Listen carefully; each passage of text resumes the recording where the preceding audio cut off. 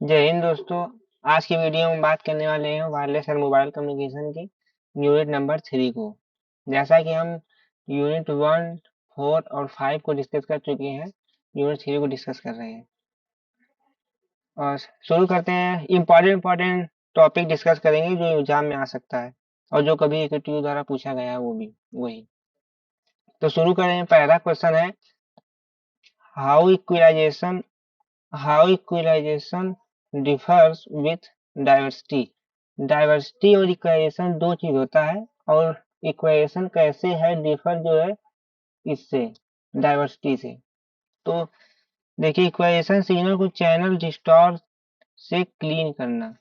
अब देखिए, एक पढ़ाए थे डाइवर्सिटी और इक्वेशन, पहले भी फेडिंग पढ़ा चुके हैं।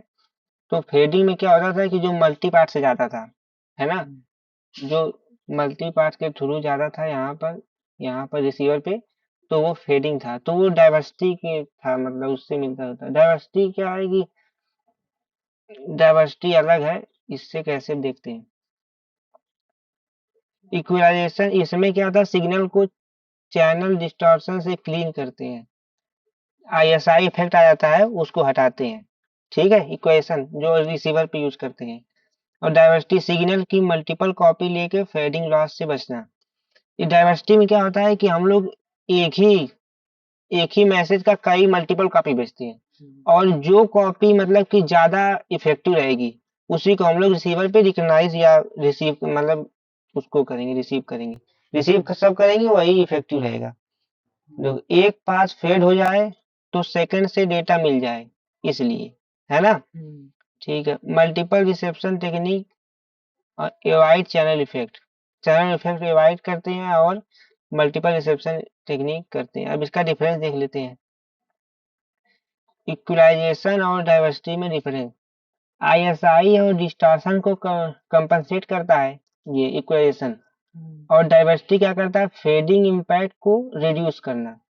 ये क्या काम करता है, फेडिंग इफेक्ट को रिड्यूस करता है। जो बताए थे मल्टी पार्ट फेडिंग होता है, तो इसमें आता है मल्टी पार्ट फेडिंग। जो हर अलग अलग प्रकार से डेटा जाता था, यहाँ देखो, यहाँ टीएक्स है ट्रांसमीटर, यहाँ ट्रांसमीटर है, यहाँ रिसीवर है। तो क्या होता था, कभी ऊपर चला जाता था, कभी शॉर्टेस्ट इससे फॉलो होता था, शॉर्टेस्ट डिस्टेंस से, कभी इधर जाता था। तो ये मल्टी पाथ है ना, इधर से जाता था। तो ये है डाइवर्सिटी। लेकिन इक्वलाइजेशन में क्या है, जो हम लोग डेटा में आईएसआई आ जाता है, जैसे ये है डेटा, डिजिटल डेटा जाते हैं, तो हम लोग पढ़े भी थे, ये डेटा थ्रू डिस्टॉर्टेड होकर ऐसे जाता है। तो ये होता है, ये आईएसआई हो गया और ये हो गया डाइवर्सिटी। चैनल इफेक्ट को रिवर्स या करेक्ट करके हम लोग सही करते हैं। सिग्नल की मल्टीपल कॉपीज रिसीव करते हैं इसमें। Equalization is used to reduce the effect of time dispersion. Time dispersion के इफेक्ट को कम करते हैं। डिस्पर्सन होने क्या कि जैसे जो है रियल डेटा हो थोड़ा बढ़ जाए, जैसे बैंडविड्थ में थोड़ा बढ़ जाए, डिस्पर्सन हो जाए। और इसमें क्या करें, diversity use to reduce depth and duration of fade, इसके लिए होता था। अब इसको देखते हैं। अब ये वाला जो होता है डाइवर्सिटी में, इसमें क्या होता है, दो या ज्यादा इससे एंटीना लगे होते हैं। ये भी रिसीवर पे होता है, ये भी रिसीवर पे, लेकिन इसमें दो से ज्यादा एंटीना लगे होते हैं। जो वो जिस एंटीना में सबसे बढ़िया आएगा, मतलब आएगा सिग्नल, उसी से हम लोग रिसीव करके, मतलब उसी आउटपुट पे मतलब सेंड कर देंगे। ठीक है, इनपुट पे जिसे हम चाहिए उसे दे देंगे। अब आते हैं अगला। अगला क्वेश्चन है frequency hopped multiple access. Frequency hopped multiple access is a digital multiple access system. यह डिजिटल मल्टीपल एक्सेस सिस्टम है जिसमें in which carrier frequency of individual user are varied. सभी इंडिविजुअल जो होते हैं, इंडिविजुअल यूजर, उसकी frequency क्या करते हैं, वेरीड करते हैं।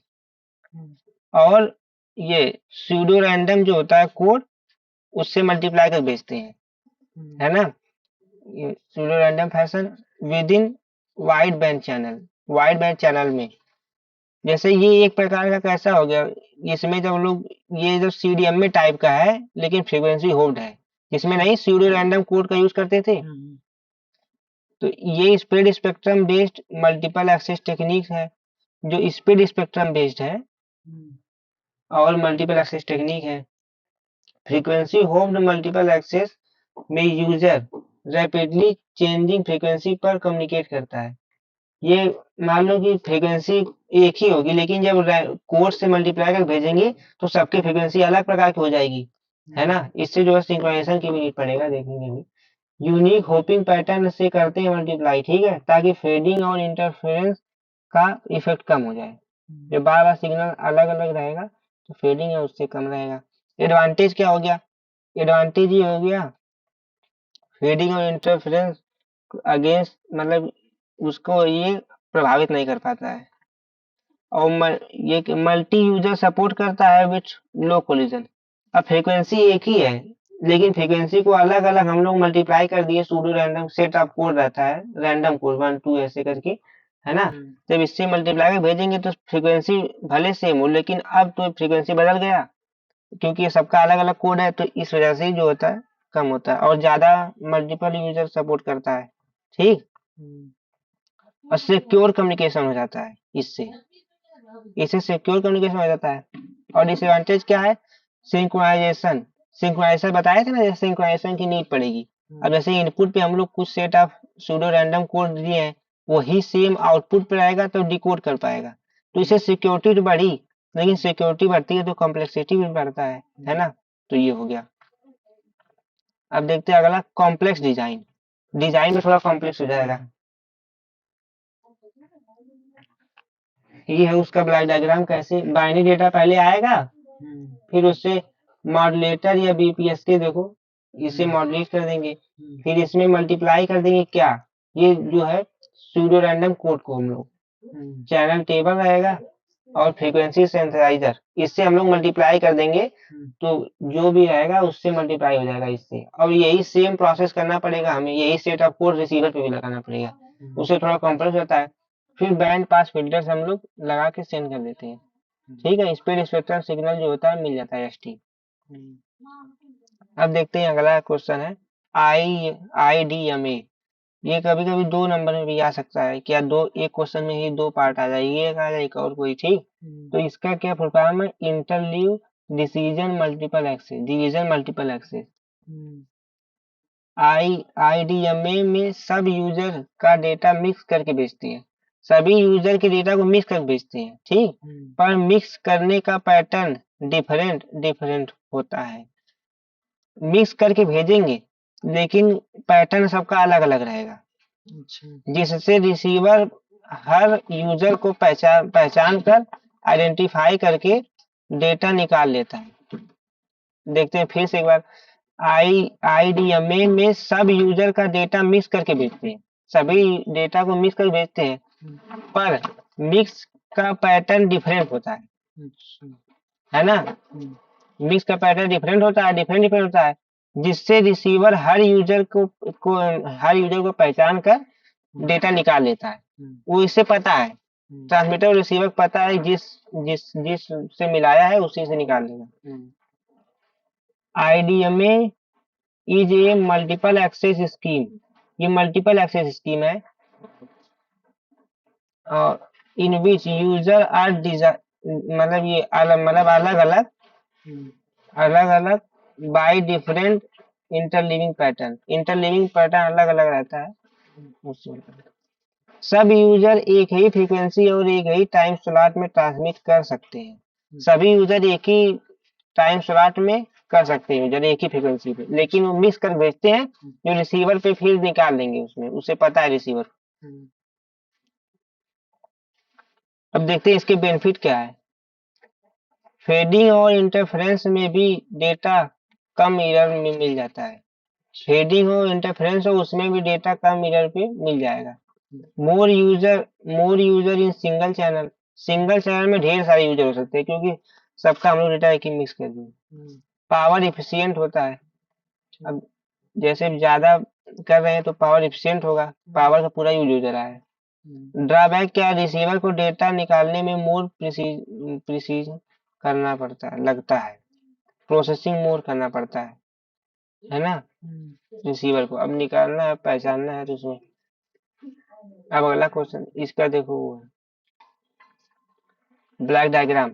सबसे पहले क्या करेगा यूजर, ढेर सारे यूजर हैं, एक से लेके एन तक है, मतलब जितने भी यूजर हो सकते हैं, तो ये है ना, ढेर सारे यूजर हैं, तो सबसे पहले क्या करेगा, यूजर डेटा को इनकोडर से इनकोड करेगा, फिर क्या करेगा, स्प्रेड करेगा, स्प्रेडर लगा है, स्प्रेड कर देगा, फिर इंटरलीव, इंटरलीव होगा, ये ऐसे इसमें सब में होगा, फिर क्या करेगा, सिग्नल कंबाइनर, जैसे बताए ना, सबका सिग्नल सबका डेटा एक ही कंबाइन कर देगा और रिसीवर पहचान लेगा, और यह multi access multi pass channel है, यहाँ से जैसे रहता है वायरलेस चैनल, यहाँ से गया, अब एलिमेंट्री सिग्नल एस्टिमेटर ब्लॉक है ना, ये है, एस्टिमेट करके अलग अलग निकाल देगा अपना रिसीवर, अब यहाँ अब ये रिसीवर आ गया यहाँ तक ट्रांसमीटर था, ठीक, फिर यहाँ पर डी इंटरलीवर, मतलब डी इंटरलीवर रहेगा, और ये इंटरलीवर भी रहेगा, क्योंकि अभी मतलब जिस रैंडम, मतलब जिस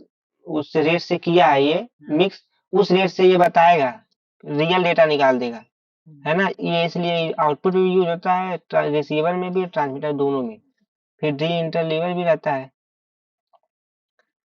ये हो गया एक चैनल, मतलब एक चैनल जो एक यूजर किया था एक, अब ऐसे ऐसे ढेर सारे जितने रहेंगे सबको मिल जाएगा ये यूजर तक, ये हो गया ब्लैक डायग्राम, ठीक। अब एक अगला क्वेश्चन ये भी कभी कभी 2 नंबर में आप पूछ सकता है, 2 पार्ट में, तो हाइब्रिड मेथड क्या होता है, हाइब्रिड मेथड मतलब कि जिसमें कि एक से ज्यादा टेक्निक यूज हो, उसे हाइब्रिड कहेंगे, जैसे हाइब्रिड व्हीकल भी आते हैं जिसमें कि फ्यूल भी रहता है और इलेक्ट्रिक वाला भी रहता है, और जहां भी हाइब्रिड आ गया मतलब कि दो चीजों का मिलान है ना, दो चीजों से मिलके बना है, तो ये हो गया, जैसे कि 2 और मोर देन 2 टेक्निक्स मिलाकर जो बनता है, एक हो गया एफडीएम में या टीडीएम में मिला के बने, एफडीएम में या टीडीएम में मिला के बने, या एफडीएम में सीडीएम में बने, टीडीएम में या सीडीएम में बने, कोई भी जितना भी टेक्निक आप जानते हैं पेपर में आए तो कोई भी 2 लिख देना है, 2 मिला के बनता है, ठीक, जैसे ओ एफ डी एम में भी मिला सकते हैं, और भी कोई भी 2 टेक्निक मिला के लिख सकते हैं, तो ये हो गया, ये 2 नंबर में आ सकता है या 2 पार्ट में। अब आया ओ एफ डी एम में,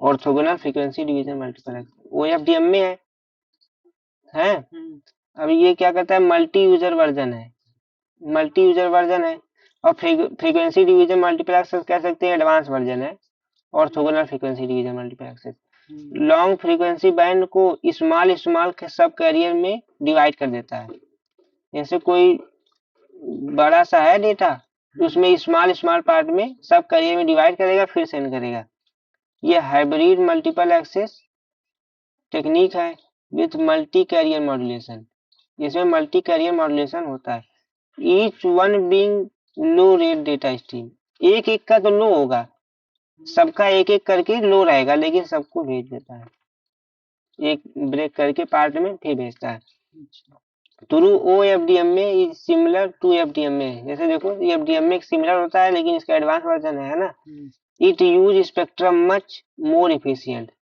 है ना, स्पेक्ट्रम मोर इफिशियंट बताए थे कि जब इफिशियंट का होता है जबकि ज्यादा लोग एक ही पे काम करें, है ना, तो इफिशियंट ज्यादा होगा क्योंकि ज्यादा यूज हो रहा है ना, by spacing the channel much closer together, channel को जो है पास पास रख के करते हैं, जो 4G में यूज होता है ये वो एफडीएम में। अब अगला क्वेश्चन देख लें, equalisation equaliser as inverse filter, ये एक डेरिवेशन आ सकता है, इक्विलाइजेशन और deconvolution is the process of recovery of signal that is distort by convolution process during transmission through a channel observe in additive noise, जैसे हम लोग भेजेंगे तो ये होगा डीकन्वोल्यूशन या कन्वोल्यूशन कर देंगे, पहले जो चैनल जाएगा उसको हम लोग कन्वोल्यूशन कर देंगे, फिर आउटपुट पे डीकन्वोल्यूशन कर लेंगे, देखते हैं कैसे डेरिवेशन है, पहले एक एक्सटी होगा जो हमारा रियल मैसेज होगा, जो मैसेज सिग्नल होगा ओरिजिनल, ठीक है, ये इंफॉर्मेशन सिग्नल रहेगा, एक्सटी और एफटी होगा combined complex base band impulse response of transmitter, transmitter का इम्पल्स रिस्पांस रहेगा, एफ टी रहेगा। एफ टी हमारा जो है रियल है, और एफ टी जो है ये क्या है, इम्पल्स रिस्पांस है ट्रांसमीटर का। ठीक। और ये देखो यहाँ पर ये ये लगा है, इसका मतलब क्या होगा, कॉम्प्लेक्स कंजुगेट है, यहाँ पर लगा है ना, तो ये कॉम्प्लेक्स कंजुगेट है दिखा रहा है। और एनबीटी जो क्या है, ये बेस्ड बाय नॉइस है। जब कोई सिग्नल हम लोग चैनल्स भेजते हैं, सबसे पहले एक्सटी रहता है।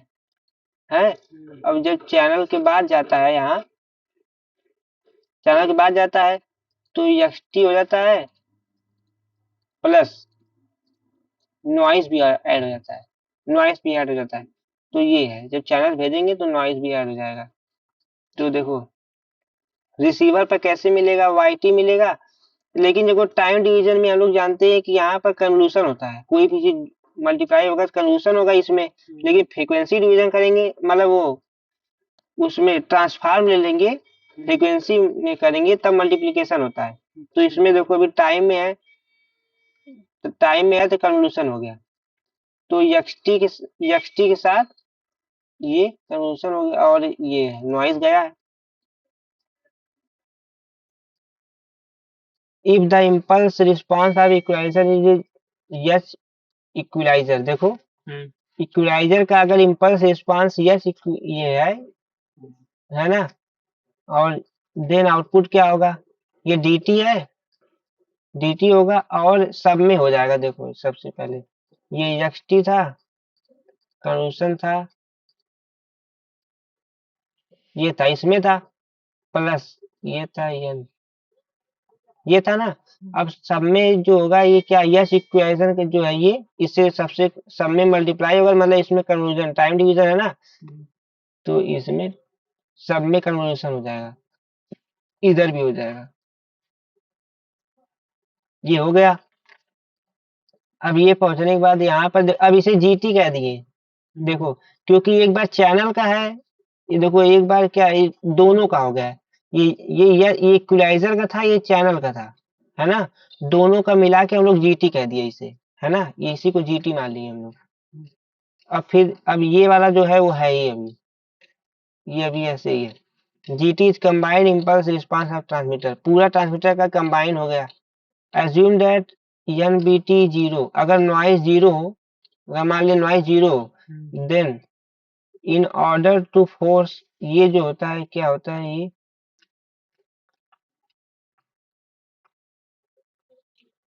ये देखो ये एस्टिमेटेड होता है, या क्या होता है, रिकवरी सिग्नल होता है ये जो होता है ना डी कैप, ये एस्टिमेटेड या रिकवरी सिग्नल होता है जो आउटपुट में हम लोग रिकवर करते हैं। ठीक। तो ये हो गया एक्स टी बराबर, अगर ये करना है, देखो जी टी एफ, और ये इक्वलाइजर, और इसको हम लोग ये करेंगे, इम्पल्स बनाएंगे, क्योंकि अगर इम्पल्स बनाएंगे तो फ्रीक्वेंसी हम लोग इसका अगर फ्रीक्वेंसी मॉडल लेंगे, देखो एफ का ये हो गया, और लेकिन टी है तो माइनस एफ हो जाता है ना, अगर फ्रीक्वेंसी में लेते हैं, और ये मल्टीप्लाई होगा एफ इक्वलाइजर और एफ हो जाएगा, तो बराबर ये 1 हो जाएगा। तो इसको करने के लिए हमें ये करना है, ये करने के लिए हमें क्या करना होगा, ये बनाना है। तो ये करने के लिए फ्रीक्वेंसी डोमेन में देखो ये हो गया, फ्रीक्वेंसी डिवीजन ले लिए तो ये हो गया। तो बस यही हमें प्रूव करना था कि ये इस फॉर्म में लाना है। हाँ, above equation indicates that an equalizer actually as inverse filter of above channel। ये हो गया, फिर से एक बार देख लेते हैं एक बार जल्दी से।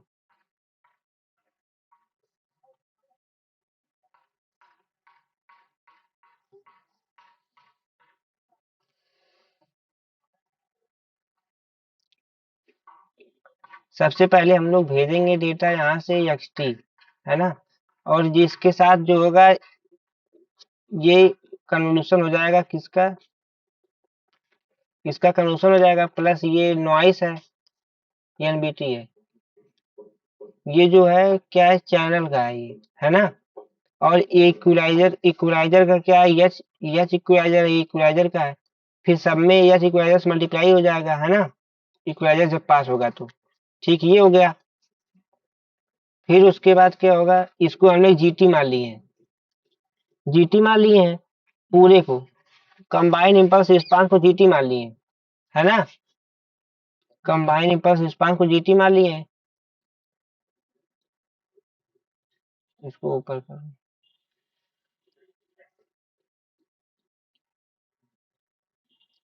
और फिर इसके बाद अगर नॉइस जीरो हो तब क्या होगा, इन ऑर्डर टू फोर्स, ये जो डी का एफ आई एस्टिमेटेड या रिकवरी सिग्नल है, ये एक्सटिक बराबर होना चाहिए। जो आउटपुट हमारा मेन एम रहता है कि जो इनपुट आए वही होना चाहिए। उसके होने के लिए हमें क्या करना होगा कि इन दोनों का जो कन्वोल्यूशन है, ये मतलब इम्पल्स होना चाहिए, मतलब वन होना चाहिए। अगर फ्रीक्वेंसी में ये ले, ट्रांसफॉर्म ले, तो वन होना चाहिए। अगर ये वन होगा, अगर ये वन होगा, ये चीज अगर ये वन हो जाएगा तो एक्सटी मिल जाएगा कि नहीं। अगर ये जीरो है और ये वन हो जाए तो हमें ये पूरा ओरिजिनल सिग्नल मिल जाएगा। तो इसके लिए हम क्या कर रहे हैं कि इसके लिए हम लोग क्या कर रहे हैं कि इसको वन बना रहे हैं, है ना। ये हमारा गोल है, यही प्राप्त करना है। ये हो गया। अब आगे अगला टॉपिक देखते हैं। अब फ्रीक्वेंसी डिवीजन मल्टीपल एक्सेस और टाइम डिवीजन मल्टीपल एक्सेस और कोड डिवीजन मल्टीपल एक्सेस, सब में डिफरेंस आ सकता है। कोई एक भी आ सकता है या डिफरेंस भी आ सकता है, किसी दो में या किसी तीनों में भी आ सकता है ना। तो देखते हैं। सबसे पहले बेसिक एक फिगर बता देते हैं जो तीनों में बहुत ज्यादा कंपैरिजन के लिए काम आएगा। तीनों फिगर बता देते हैं। ये देखो, सबसे पहले इधर रहता है टाइम, इधर रहता है फ्रीक्वेंसी, है ना। फ्रीक्वेंसी इधर टाइम, इधर फ्रीक्वेंसी। तो अगर हम लोग टाइम डिवीजन मल्टीपल, पहले एफ डी एम में है तो ये पहले एफ डी एम में लिखते हैं। यहाँ एफ डी एम में है ना, इसमें क्या है, फ्रीक्वेंसी डिवीजन मल्टीपल एक्सेस। इसमें टाइम तो सेम रहेगा लेकिन फ्रीक्वेंसी को डिवाइड करेंगे। ये देखो, फ्रीक्वेंसी है एक स्लॉट में डिवाइड हो गया, है ना, ये फ्रीक्वेंसी। अब ये फ्रीक्वेंसी है, टाइम तो पूरा है, टाइम पूरा है लेकिन फ्रीक्वेंसी को हम लोग स्लॉट में डिवाइड कर दें। कुछ हर्ट्ज तक तुम यूज करोगे, कुछ हर्ट्ज के फ्रीक्वेंसी बैंड को तुम यूज करोगे, कुछ इसको यूजर में बांट दिए हम लोग, है ना। तो फ्रीक्वेंसी डिवीजन मल्टीपल एक्सेस हो गया, फ्रीक्वेंसी को डिवाइड कर दिए, ठीक। अब टाइम डिवीजन क्या करेंगे, टाइम स्लॉट में बांट देंगे। देखो टाइम स्लॉट में, लेकिन एकदम ये मतलब एकदम ये गैप रहता है बीच में, इसे गार्ड बैंड कहते हैं। ये देखेंगे गार्ड रहता है ना। इसकी जरूरत पड़ती है इसमें टाइम डिवीजन में और फ्रीक्वेंसी डिवीजन में, लेकिन सीडीएम में नहीं रहता। तो देखो फ्रीक्वेंसी सबको सेम दिया है ना। टाइम डिवीजन मल्टीपल में टाइम, देखो फ्रीक्वेंसी सबको यहाँ से यहाँ तक पूरा सेम है लेकिन टाइम स्लॉट में बांट दिया है। तो ये हो गया टाइम डिवीजन। और ये क्या करता है कि सबको सेम रखेगा, टाइम भी सेम है फ्रीक्वेंसी भी, मतलब सेम टाइम में सेम फ्रीक्वेंसी को कितना भी कर सकते हैं, बस कोड अलग अलग रहेगा। देखो कोड अलग अलग रहेगा, इसका इसका कोड अलग यूज, मतलब जो जो यूजर यूज करेंगे सबका अलग अलग कोड रहेगा, है ना। ये हो गया। और ये जो होता है सब लोग जानते हैं कि देखो, ये एफडीएम में सबसे पहले आया था, ये 1G में आया था, ये 2G में आया था। इसका हम लोग 2.5G से यूज करते हैं या 3G में भी यूज करते हैं, कोड डिवीजन मल्टीपल एक्सेस, है ना। अब डिफरेंस उसको देखते हैं। डिवाइड्स फ्रीक्वेंसी बैंड, ये फ्रीक्वेंसी बैंड में डिवाइड करता है, फ्रीक्वेंसी डिवीजन मल्टीपल एक्सेस। ये डिवाइड्स इन टाइम, ये टाइम में करता है। और ये क्या करता है, यूनिक कोड में बांटता है, यूनिक कोड में।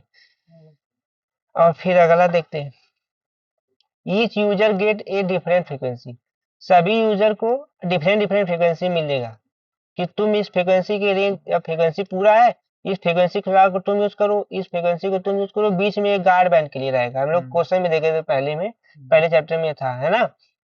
अब each user gate a different time slot, सभी को डिफरेंट डिफरेंट टाइम स्लॉट मिल जाएगा कि अब पूरा टाइम है यहाँ से यहाँ, कुछ टाइम के लिए तुम, कुछ टाइम के लिए तुम, कुछ टाइम तुम, पूरा बांट देगा स्लॉट में, ठीक। टाइम स्लॉट में बांट दिया।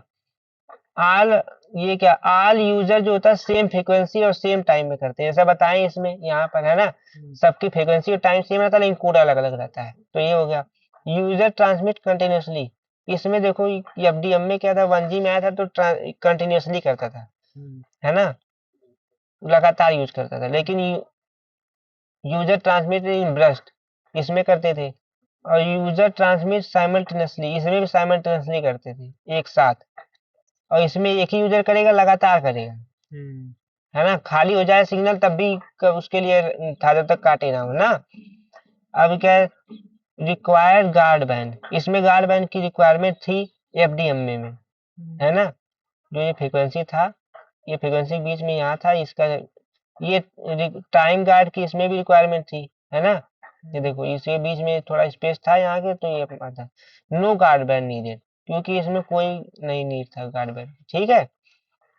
बैंडविड्थ यूजेज इज इफिशिएंटली, इसमें इफिशिएंटली बैंडविड्थ यूज होता था, इनइफिशिएंटली, क्योंकि अब कम यूजर करेंगे किसी भी तो इनइफिशिएंट रहेगा, क्योंकि कम ही लोग यूज कर रहे हैं ना। ज्यादा लोग करेंगे तो पूरा बढ़िया से यूज होगा। Bandwidth usage is better than FDM में, इससे तो बेटर होता था, एफडीएम में तो बेटर होता था लेकिन सीडीएम में से कम। अब bandwidth usage is very efficient, इसमें क्या करते थे कि सेम है ना, सेम फ्रीक्वेंसी सेम टाइम, बस कोड अलग अलग था, तो ज्यादा यूजर हो गए तो ये ज्यादा, इसीलिए ज्यादा एफिशिएंटली यूज करता था। सिंपल टू इम्प्लीमेंट, इम्प्लीमेंट करने में सिंपल था। मॉडरेट ये कॉम्प्लेक्सिटी जो है मॉडरेट रहता था, लेकिन ये ज्यादा कॉम्प्लेक्स रहेगा, है ना, क्योंकि थोड़ा इसमें सिंक्रोनाइजेशन का भी था, ये ज्यादा था। और ये लेस फ्लेक्सिबल था, लेस फ्लेक्सिबल पहले लाइन लाइन में हम लोग यूज करते थे जैसे एफडीएम में, तो उसमें हम लोग कहाँ हैंड ऑफ होता था, एक जगह था, मूव नहीं होता था, है ना।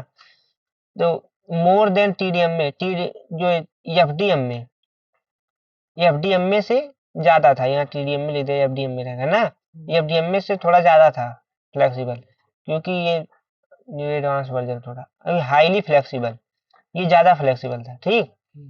अब देखते हैं low system capacity, medium system capacity और हाई सिस्टम कैपेसिटी। इसका सिस्टम कैपेसिटी हाई थी और इसका मीडियम था, इसका लो था, ठीक। इंटरफेरेंस इज हाई, इसमें ज्यादा इंटरफेरेंस था, इंटरफेरेंस मॉडरेट था, मॉडरेट इंटरफेरेंस था। और इसमें क्या था, वेरी लो इंटरफेरेंस था, क्योंकि सबको अलग अलग कोड दे दिया गया तो इंटरफेरेंस कहाँ रह गया। इंटरफेरेंस का मतलब कि एक चैनल है, दो चैनल, थोड़ा सा इसका इसमें देखो इंटरफेरेंस आ रहा है, डिफॉर्मेशन आ गया सिग्नल में। सिंक्रोनाइजेशन नॉट रिक्वायर्ड, इसमें सिंक्रोनाइजेशन की रिक्वायरमेंट नहीं थी, इसमें थोड़ा सा था, है ना। और इसमें तो बहुत ज्यादा रिक्वायरमेंट था, क्योंकि सिंक्रोनाइज करना था, सेम कोड आउटपुट पे भी देना था, क्योंकि कोड में था। ये 1G में, 2G में, 3G में रहता था, 2.5G में भी कह सकते हैं, वहां से था, RS-95 से। नो हैंड ऑफ, इसमें हैंड ऑफ नहीं था, इसमें थोड़ा सा बेटर हैंड ऑफ था, लेकिन इसमें बहुत ज्यादा बढ़िया था हैंड ऑफ। और ये लेस सिक्योर था, मॉडरेट सिक्योर था, ये मोर सिक्योर था, बहुत ज्यादा सिक्योर था ये सीडीएम में। अब देखते हैं अगर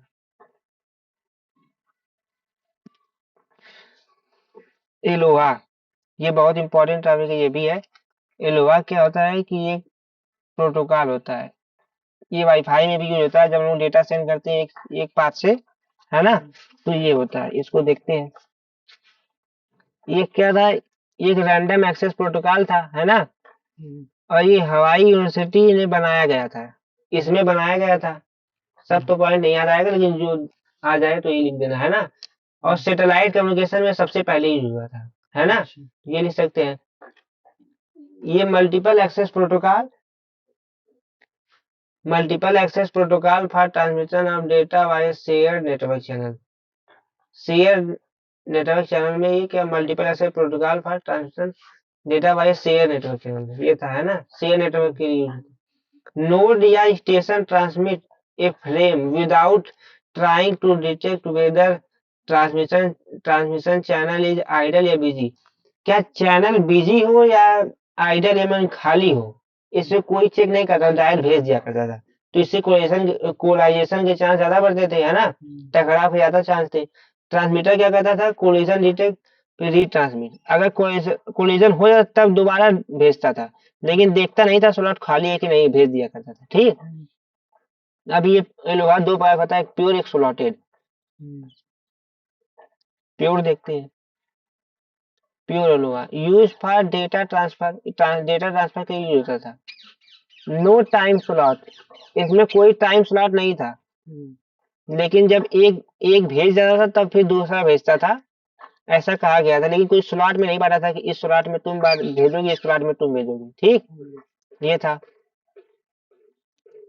नो नो ये ग्लोबल क्लॉक सिंक्रोनाइजेशन नहीं था, जो कि इसमें था। स्लॉटेड में ग्लोबल क्लॉक सिंक्रोनाइजेशन था, इसमें नहीं था।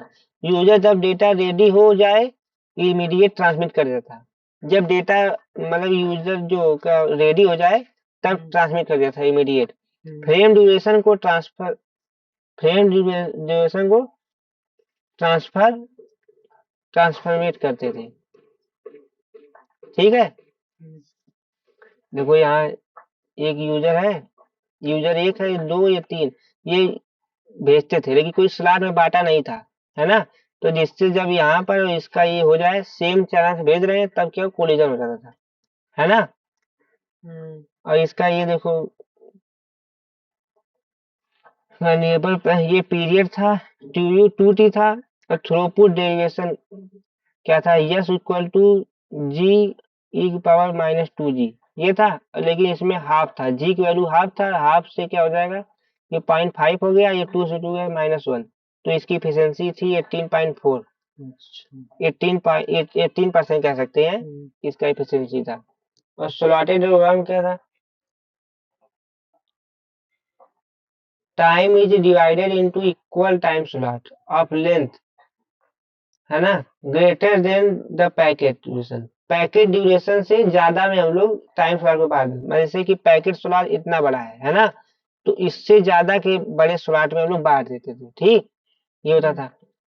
Slot length one frame time transfer करता था, है ना, वन फ्रेम टाइम करता था ट्रांसफर। उसमें क्या था, आधा था। देखो ये जो हम लोग जी की वैल्यू किए थे, आधा था, इसमें 1 है। ऑल यूजर को ग्लोबल सिंक्रोनाइज होना पड़ता था, सभी को ग्लोबल सिंक्रोनाइज यूज होना पड़ता था, है ना, उसमें नहीं होता था स्लॉटेड में, ये उसमें प्योर में। ट्रांसमिशन ओनली स्लॉट के स्टार्ट में अलाउ होता था। स्लॉट स्टार्ट होगा तभी ट्रांसमिट कर पाओगे, स्लॉट में बांट दिया गया। मिड स्लॉट नॉट अलाउ, कि बी स्लॉट के बीच में नहीं अलाउ है, जब स्लॉट तुम्हारा खाली होगा तभी कर सकते हो। लेकिन इसमें भी कोलिजन होता था, लेकिन कम होता था। अब इसमें वेरिएबल पीरियड क्या था, टी ओ बराबर टी एफ, ये इक्वल टू जी ई की पावर -g, और ये था 1 था, और ये -1, तो इसको करेंगे तो 0.368 36% था इफिशियंसी। ठीक है, ये क्या था, ये लोहा क्या था, ट्रांसमिशन प्रोटोकॉल था, कि जैसे एक चैनल पे हम लोग ढेर सारे डेटा भेजे, या वाईफाई में भी यूज होता है, तो इसमें क्या करता था, बिना चेक किए कि डेटा खाली है कि नहीं, ये भेज दिया करता था। तो इसमें क्या हुआ, प्योर लोहा में क्या हुआ कि जब खाली है तब भेज दो। तो कभी कभी नहीं होता था, है ना, रिक्वेस्ट सिग्नल मिलता था इसमें, है ना, एक्नॉलेजमेंट भेजता था। और लेकिन इसमें स्लॉटेड में क्या हुआ कि टाइम स्लॉट में बांट दिया गया, इस स्लॉट में तुम भेजोगे, इस स्लॉट में तुम, फिर भी कोलिजन हो जाता था। दोनों की एफिशिएंसी बता दी 1836 था। इक्विलाइजर टेक्निक, ये हमको लगता है दूसरे टॉपिक में, दूसरे चैनल उसमें है चैप्टर में। इक्विलाइजर एक सिग्नल प्रोसेसिंग टेक्निक है ना। इक्विलाइजर एक सिग्नल प्रोसेसिंग टेक्निक है, जो चैनल डिस्टॉर्शन को क्या करता है, आईएसआई को हटाता है ना। स्पेशली आईएसआई को कम करने के लिए यूज होता है, कम करने के लिए, हटाने के लिए रिक्वायर है, यूज किया जाता है इक्वलाइजर टेक्निक, है ना। इक्वलाइजर जो डेरिवेशन में बताया था इक्वेशन में। और इसमें क्या होता है, मल्टी पाथ प्रोपोगेशन होता है। मल्टी पाथ प्रोपोगेशन में नीड होता है इसका, है ना। डिले स्प्रेड में फ्रीक्वेंसी सिलेक्टिव फेडिंग इसका यूज होता है। टाइप ऑफ इक्वलाइजर टेक्निक क्या था, लीनियर इक्वलाइजर था, लीनियर में zero forcing. Non linear equalizer था, नॉन लीनियर एडाप्टिव, और एक था ब्लाइंड, है ना। 4 होते थे, हाँ। लीनियर इक्वेशन में क्या था कि प्रीवियस पे डिपेंड नहीं करता था, है ना, लीनियर था ये, हाँ। चैनल डिस्टॉर्शन को लीनियर फिल्टर से करेक्ट करता है। ठीक, और इसमें टाइप क्या था, जीरो फोर्सिंग था, एक मिनिमम नियर स्क्वायर इक्वलाइजर था। ये दो था। आईएसआई को ऐसे को पूरी तरह हटाने की कोशिश करता था, नॉइज बढ़ सकता है, इसमें नॉइज बढ़ सकता था, लेकिन हटाने की कोशिश में। ठीक, अब आईएसआई और नॉइज के बीच बैलेंस बना के जीरो फोर्सिंग से बेटर प्रैक्टिकल परफॉर्मेंस देता था ये। ठीक है, मिनिमम मीन स्क्वायर एरर, ये था। और नॉन लीनियर इक्वालाइजर का था पास्ट डिसीजन का यूज करके आईएसआई रिमूव करता था, है ना। नॉन लीनियर है वो लीनियर जो था वो पास्ट पे भी पास्ट पे डिपेंड करता था, ठीक। और डिसीजन फीडबैक इक्वलाइजर ये था इसका टाइप। और ये फीड फॉरवर्ड फिल्टर और फीडबैक फिल्टर दो होता था इसमें। एडेप्टिव इक्वलाइजर क्या था, यहाँ चैनल के चेंज के हिसाब से ऑटोमेटिकली एडजस्ट करता था। एडेप्टिव एडेप्टिव मतलब चैनल के जैसा चेंज है ऑटोमेटिक अपने आप को कर लेता था, है ना। और मोबाइल सिस्टम में सबसे मोर यूज होता था, मोबाइल सिस्टम में सबसे ज्यादा यूज होता था इसका। ये मतलब ऑटोमेटिक जो होता था चेंज के हिसाब से क्या करता था एडजस्ट कर लेता था, ठीक। तो एडेप्टिव इक्वलाइजर हो गया। और इसका क्या था, इसको ट्रेनिंग सीक्वेंस की जरूरत नहीं होती, इसमें कोई ट्रेनिंग सीक्वेंस जरूरत नहीं होती थी, है ना। ये था। और सिग्नल स्टैटिक से इक्वेशन करता था, सिग्नल स्टैटिक से इक्वेशन करता था ये। अब देखो ये दो था, ये बता दिए, फेडिंग रिड्यूस करता था, ये डाइवर्सिटी कंबाइनिंग टेक्निक, और इक्वलाइजर जो आईएसआई कम करता था। डाइवर्सिटी कंबाइनिंग टेक्निक देखते हैं। डाइवर्सिटी कंबाइनिंग टेक्निक में वही बताएं जो जो मल्टीपल कॉपी भेजता था, है ना। तो ये सबको मिलाकर कैसे मिला के एक लेता था, है ना। इसमें से सिलेक्ट करता था, एक सिलेक्ट करता था या सबको मिलाकर के कैसे एक बनाता था, एफिशिएंट देता था। इसको देखते हैं। डाइवर्सिटी कंबाइन का मतलब एक ही सिग्नल की मल्टीपल कॉपी बनाए, है ना, फिर ट्रांसमिट करे, फ्रीक्वेंसी या स्पेस को रिसीव करके फेडिंग और नॉइस का इफेक्ट कम करना था। मल्टीपल कॉपी तो भेजता था और मल्टीपल कॉपी मल्टीपल पाथ से ज्यादा था, लेकिन जो इफिशियंट कई प्रकार से सबको मिला करके जो इफिशियंट होता है उसको करते थे। अब देखते हैं उसमें क्या क्या टॉप वो था। एक time diversity, frequency diversity, space space antenna माने कि डिग्री पे कुछ कुछ डिग्री पे लगा के करते थे, और पोलराइजेशन एंटीना, ये इतना था। पोलराइजेशन डाइवर्सिटी, इन मोबाइल कम्युनिकेशन फेडिंग और नॉइस की वजह से सिग्नल वीक हो जाता था, फेडिंग की वजह से और नॉइस की वजह से सिग्नल भी वीक हो जाता था। और सिग्नल क्वालिटी और रिलेबिलिटी बढ़ाने के लिए हम लोग यूज करते थे, है ना, diversity combining technique. Main diversity combining technique कितने थे, चार, मतलब कितने थे। सिलेक्टिव थे, equal gain, maximum ratio combining, switch combining और हाइब्रिड कंबाइनिंग, सबको देखते हैं। सिलेक्टिव का मतलब कि जिसमें सबसे ज्यादा रहेगा उसी को कर लेगा, जो पावरफुल ब्रांच रहेगा उसी को सिलेक्ट करेगा। Receive select more powerful branch, ये हो गया सिलेक्टिव। सिलेक्टिव नाम से पता करा जो पावरफुल उसे सिलेक्ट कर लेगा। इक्वल गेन से क्या पता चल रहा है कि सबको इक्वल गेन देकर फिर ऐड करता था, देखते हैं। सभी रिसीवर को सेम गेन देकर ऐड करता था, हाँ, सभी रिसीवर को इक्वल गेन दे करके ऐड करते थे। फिर फेस अलाइनमेंट जरूरी था इसमें, ठीक। ये इक्वल गेन हो गया। और मैक्सिमम रेशियो, हर ब्रांच को उसके एसएनआर के प्रोपोर्शनल वेटेड से मल्टीप्लाई करके फिर कंबाइन करती थी, ये मैक्सिमम रेशियो कंबाइनिंग हो गया। और प्रोवाइड करता था बेस्ट परफॉर्मेंस, परफॉर्मेंस बेस्ट करता था। और कॉम्प्लेक्स और कॉस्टली जो था, बट बेस्ट फेडिंग ऑप्टिमाइज करता था। कॉम्प्लेक्स था, कॉस्टली था, लेकिन बढ़िया फेडिंग ऑप्टिमाइजेशन प्रोवाइड करता था, ठीक है। Maximum ratio. और स्विच कंबाइनिंग, रिसीवर एक ब्रांच यूज करता था, जब सिग्नल थ्रेशोल्ड से below then switch to second branch. अगर देखो इसमें ढेर सारा है, एक को सिलेक्ट करेगा, अगर थ्रेशोल्ड से कम आ गया, मतलब कुछ रहता है, मान लो थ्रेशोल्ड बना दिया कुछ कि इस थ्रेशोल्ड से नीचे गया तो मैं इसको स्विच के दूसरे में जाऊंगा, तो ये करता था स्विच कंबाइनिंग। और सिलेक्टिव क्या था कि जो पावरफुल देखे उसी को कर लेता था, ठीक। ये दोनों है। जब सिग्नल थ्रेशोल्ड से below then switch second branch, ठीक है। हाइब्रिड कंबाइनिंग, हाइब्रिड मैंने फिर देखो यहाँ गया कि इसमें दो या दो से अधिक कंबाइनिंग एक ही में यूज होता था, है ना। अब किसी में कुछ लॉस रहता है, किसी में कुछ लॉस रहता है, तो सभी को बचने के लिए क्या करता है, दो दो दो या दो से अधिक कंबाइनिंग का यूज करता था, hybrid combining. Two or more than two techniques combine use करता था। ये हो गया, तो ठीक, हम लोग बेसिक सभी टॉपिक के लिए जो आता है